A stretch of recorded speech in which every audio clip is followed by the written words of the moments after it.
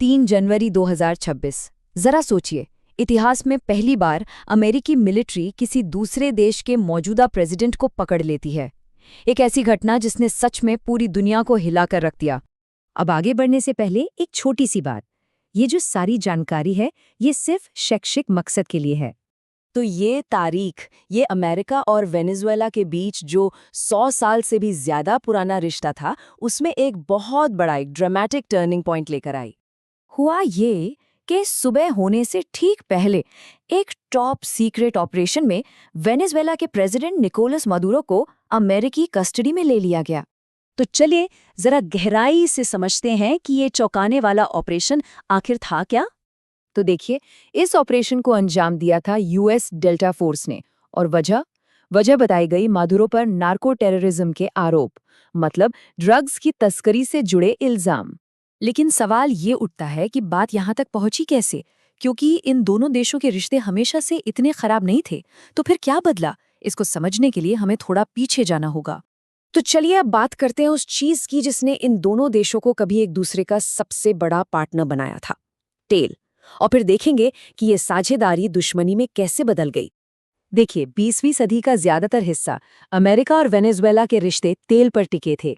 Venezuela America के लिए एक बहुत ही भरोसेमंद तेल सप्लायर था और उस पूरे इलाके में एक मजबूत लोकतांत्रिक सहयोगी भी माना जाता था। लेकिन फिर आया साल 1999 और ह्यूगो चावेज का चुनाव, और बस यहीं से सब कुछ बदल गया। चावेज ने आते ही रिश्तों का जो पुराना ताना बाना था उसे पूरी तरह से तोड़ दिया। चावेज के ये जो तीखे तेवर थे, और वो भी दुनिया के सबसे बड़े मंच पर, इन्होंने ये साफ कर दिया कि दोनों देशों के बीच की जो विचारधारा की लड़ाई थी वो अब खुलकर सामने आ चुकी थी। अब चावेज की मौत के बाद उनके उत्तराधिकारी निकोलस मदुरो ने एक ऐसे देश की कमान संभाली जो पहले से ही ढहने की कगार पर था, और उनके आने के बाद अमेरिका के साथ रिश्ते और भी ज्यादा खराब हो गए। मदुरो के दौर में वेनेजुएला की इकोनॉमी का जो हाल हुआ वो सच में तबाही थी।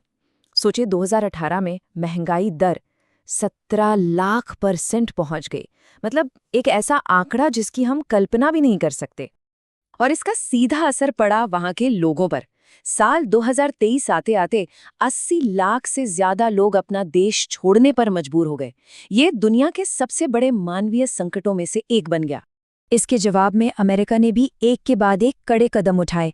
पहले वेनेजुएला को राष्ट्रीय सुरक्षा के लिए खतरा बताकर प्रतिबंध लगाए गए, फिर विपक्षी नेता को राष्ट्रपति की मान्यता दी गई, और आखिर में उस इलाके में सीधी मिलिट्री एक्शन तक की नौबत आ गई।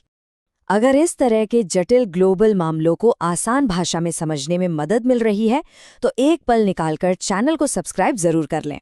तो अब सबसे अहम सवाल, मदुरो के जाने के बाद अब आगे क्या? जो एक्सपर्ट्स हैं वो 3 बड़ी और बहुत अलग-अलग संभावनाएं देख रहे हैं। देखिए, भविष्य में 3 रास्ते हो सकते हैं। एक, देश में पूरी तरह से अराजकता फैल जाए।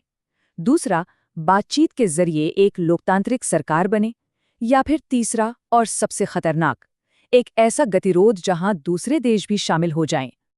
अब इस गिरफ्तारी के बाद पूरी दुनिया कैसे तुरंत 2 खेमों में बंट गई, ये बहुत दिलचस्प है।